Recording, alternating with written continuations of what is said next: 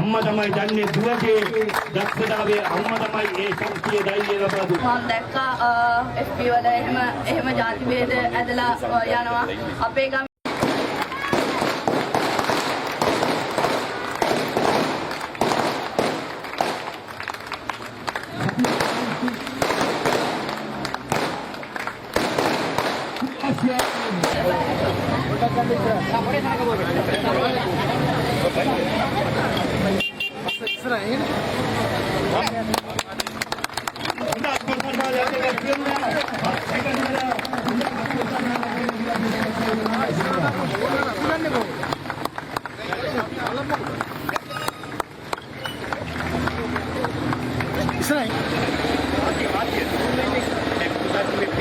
මීට අවුරුදු 15කට පෙර මේ ස්ථානික අපි කවුරු කරන බඩු ගුවන් ලෝකවල තාත්තට මෙතන එක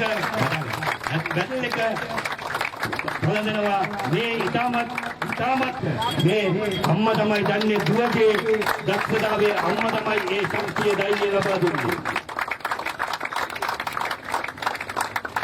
බවලපත්ලා ඉන්නවා. ඉතින් අපේ මිත්‍රා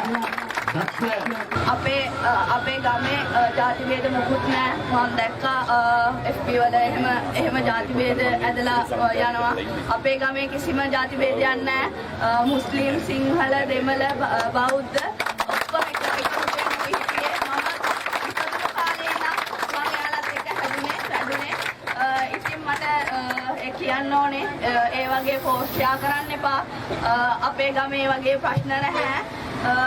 ඒවා ෂෙයා කරනවා නම් ඒක නවත්තන්න කියලායි